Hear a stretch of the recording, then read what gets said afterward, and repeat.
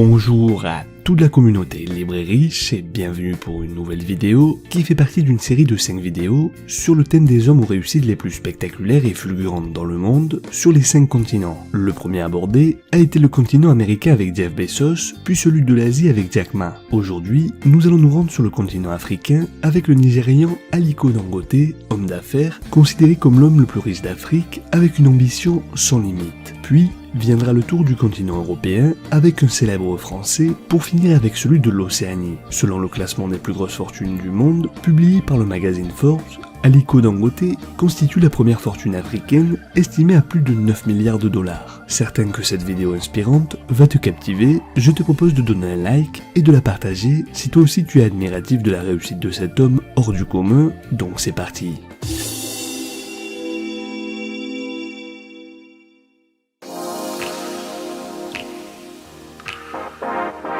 Aliko Dangote est un homme d'affaires nigérian qui est né le 10 avril 1957 à Kano, au nord du Nigeria, descendant d'une famille de grands commerçants. Son père, Mohamed Dangote, est en effet un riche exportateur d'arachides qui est associé à son grand-père maternel, Alhaji Sanusi Dantata, avec lequel il contrôle le commerce de la noix de kola et du bétail. Très tôt, à l'âge de 8 ans, Dangote se retrouve orphelin de père et c'est tout naturellement que son grand-père, Sanusi Dantata, fondateur du marché d'Awano, le prend sous son aile pour lui enseigner les ficelles du monde des affaires. Le jeune Aliko Dangote hérite de ce sens des affaires familiales. D'ailleurs, on raconte que déjà à 8 ans, Aliko confectionnait des paquets de bonbons que les domestiques de la famille étaient chargés d'écouler. En 1977, ce jeune patron nigérian de 20 ans devient directeur du Dangote Group et c'est grâce d'ailleurs à un apport de son oncle de 500 000 naira aux 3 camions de ciment provenant de son grand-père et un prêt remboursable sur 2 ans qu'il se lance dans l'import-export et qu'il débute dans le monde des affaires. En effet, le ciment est un bien rare et cher à l'époque dans le pays, son entreprise se développe très rapidement pour devenir Dangote Cement. À la fin des années 1980, inspiré par le modèle industriel brésilien qu'il découvre au cours de ses voyages dans ce pays et son intérêt pour l'ensemble des entreprises coréennes dans des domaines variés, qu'il est convaincu que sa fortune ainsi que le développement de son pays sont liés à l'industrialisation et la conquête de ces marchés par des entreprises nationales. Il décide alors de les prendre pour exemple et se lancer lui aussi dans ce secteur. Son groupe, le Dangote Group, est créé en 1981 et il fait construire une raffinerie de sucre et une usine d'emballage pour les pâtes alimentaires que le groupe importe au Nigeria et investit dans une banque nationale qui fera ensuite faillite. Cet investissement malheureux lui aura servi de leçon, dira-t-il. Pour parfaire son ascension, il se lance également dans la logistique et l'immobilier. En 1980, Aliko Dangote s'installe à Lagos, la plus grande ville de ce pays, pour y développer son entreprise. Le coup d'État de 1983 s'avère être une aubaine pour lui puisque la junte militaire ayant emprisonné tous les grands hommes d'affaires de la ville, pour bâtir sa fortune, l'homme d'affaires s'est aussi composé avec les politiques, à commencer par les généraux au pouvoir dans les années 1980 et 1990. Depuis, il n'a cessé de développer des activités, traversant avec facilité les changements de présidence. Aujourd'hui, il est régulièrement consulté par des conseillers économiques du président Goodluck Jonathan et il a pu dire « Pour réussir, vous devez avoir de bonnes relations avec les équipes au pouvoir. Sinon, comment voulez-vous qu'elles écoutent vos revendications ?» Sa réussite fait néanmoins des envieux. Ses détracteurs le surnomment le Al Capone de l'industrie nigériane. Malin et opportuniste, il se tourne vers les États-Unis où il se rend régulièrement en vacances avec sa famille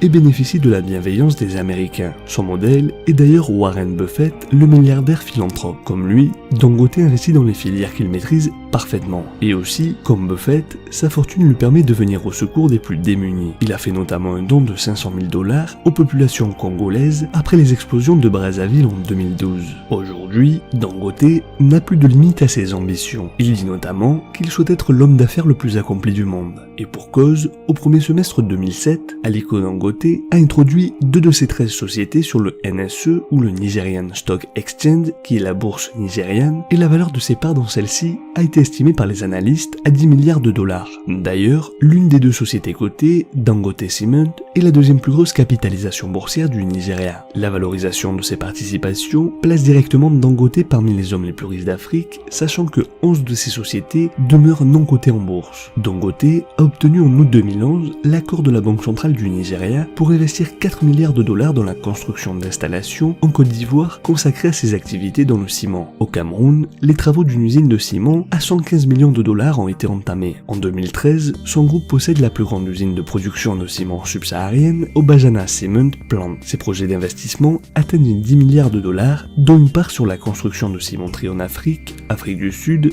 Zambie, Éthiopie, Sénégal, Mozambique et Cameroun. La même année, avec un conglomérat de banques, l'homme d'affaires investit dans la construction d'une nouvelle raffinerie de pétrole d'une capacité de 400 000 barils par jour pour un coût total de 8 milliards de dollars. Cette année-là fait de lui le premier homme d'affaires du continent noir à dépasser le cap des 20 milliards de dollars de fortune. En 2014, il est classé parmi les 50 personnalités africaines les plus influentes dans le monde selon le magazine Jeune Afrique. En août 2016, il lance Sun Trust, une banque 100% digitale ciblant les zones encore peu bancarisées d'Afrique de l'Ouest. Le 7 octobre 2016, il est reçu à l'Elysée par François Hollande. En 2018, il est classé à la 100e place du classement Forbes des plus riches milliardaires avec une fortune évaluée à 14,1 milliards de dollars et sa fortune s'accroît à 16,8 milliards de dollars au cours des 6 premiers mois de l'année 2019. L'homme le plus riche du continent est en passe de multiplier ses revenus par 5 à l'horizon 2021 grâce à son double projet de raffinerie de pétrole et d'usine de fertilisants à Lekki. Quasi inconnu hors du Nigeria,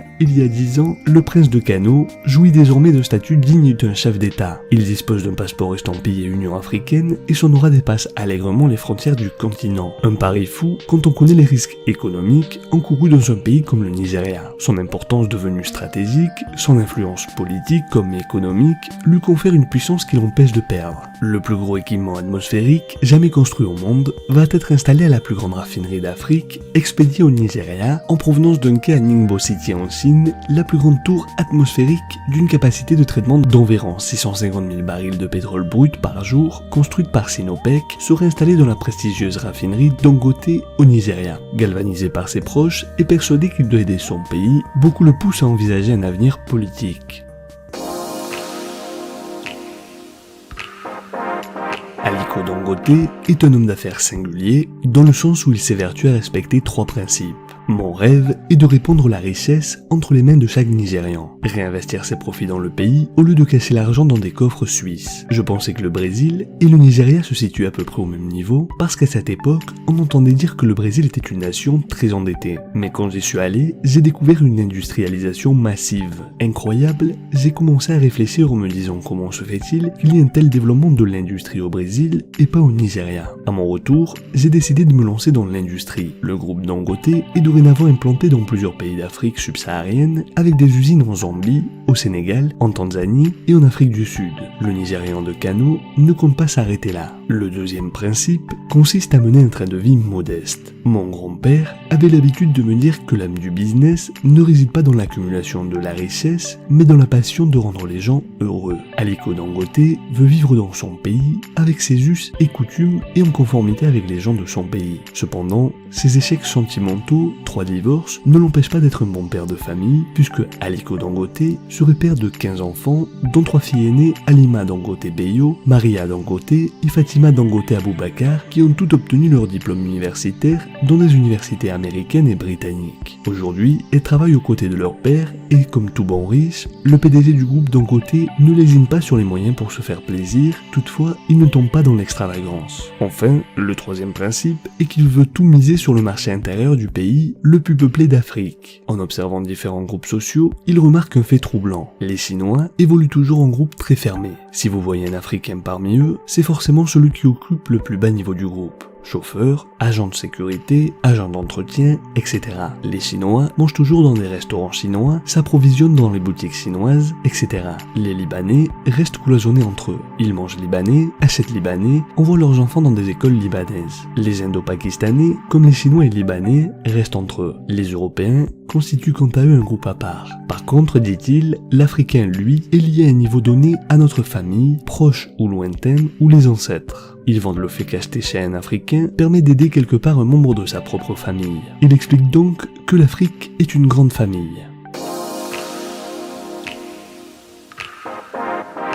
Enfin, avant de terminer cette vidéo, voici 12 conseils inspirants de ce grand monsieur qui, je l'espère, te permettront de mieux appréhender l'entrepreneuriat et la réalisation de tout autre projet de vie. Premièrement, le travail doit être une priorité. Selon lui, celui qui lui procure du plaisir est le travail. Il croit en l'importance de travailler dur et c'est selon lui un des secrets de son succès qui résulte d'un travail acharné. Il est nécessaire de s'exercer à travailler aussi dur que possible pour atteindre un nouvel objectif chaque jour qui passe. Il rappelle que tant qu'il n'a pas accompli quelque chose dans la journée, il ne se couche pas. Deuxièmement, l'importance de se battre pour la réalisation de son projet. Si tu souhaites réussir en affaires et construire une entreprise prospère, il faut avoir un but. Mais avoir un but ne suffit pas. Il faut, avec obsession, se concentrer à son accomplissement. Troisièmement, si tu n'as pas d'ambition, tu ne pourras pas survivre. Quatrièmement, rêver grand et mettre tout en œuvre pour l'obtenir.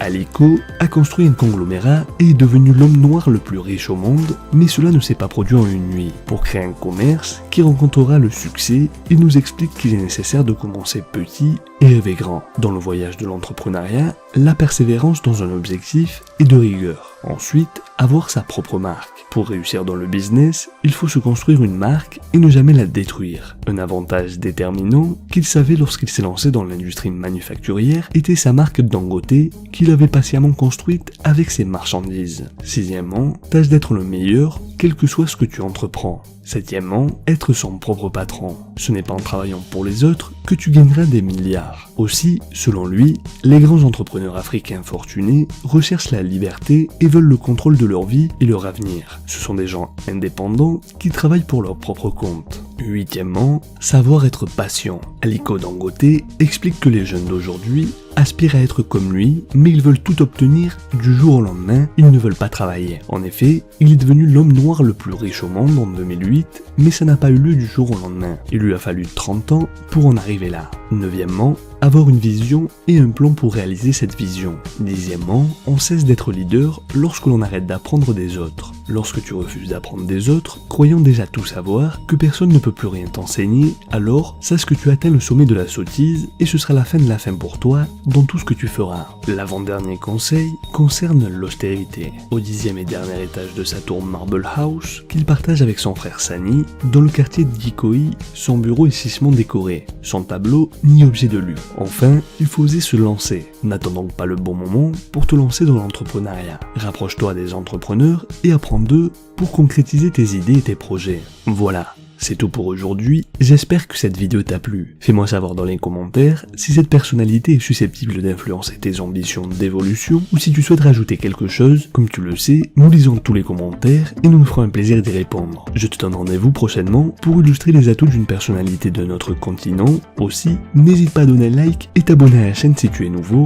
et surtout, très important, active la cloche pour être le premier informé lorsqu'une nouvelle vidéo est publiée. Rappelle-toi que l'on reste en contact sur Facebook et Instagram. Je te dis à la semaine prochaine pour une nouvelle vidéo, et rappelle-toi que la différence entre ce que tu es et ce que tu veux être réside dans ce que tu fais. Deviens libre et riche.